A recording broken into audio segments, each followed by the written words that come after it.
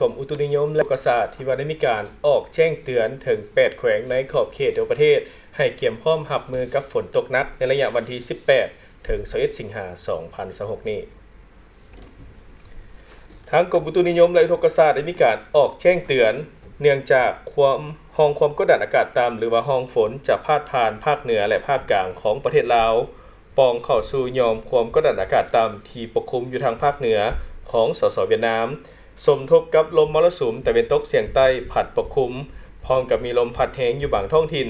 จะเฮ็ดให้มีฝนตกฟ้าห้องฟ้าเหลื่อมในระดับคอยหาปานกลางในหลายท้องถิ่นของประเทศลาวและจะมีฝนตกหนักหาตกหนักหลายในระยะ1หา3วันต่อหน้าอยู่แขวงภาคเหนือและภาคกลางเส้นแขวงหัวพันหลวงน้ำทาบ่อแก้วหลวงพระบางไสยบุรี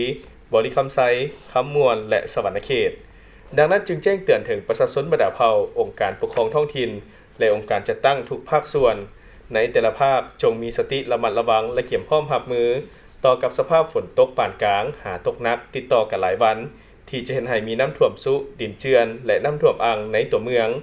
สำหรับผู้ที่จะเดินทางผ่านภูสูงต้องได้ตรวจสอบสภาพอากาศสภาพหนทางและสภาพยานพาหนะก่อนออกเดินทางขอให้ติดตามข่าวพยากรณ์อากาศจากกรมอุตุนิยมและอุทกศาสตร์อย่างต่อเนื่องลงลายเซ็นและประทับกาวีรศักดิ์จุลราหัวหน้ากรมอุตุนิยมและอุทกศาสตร์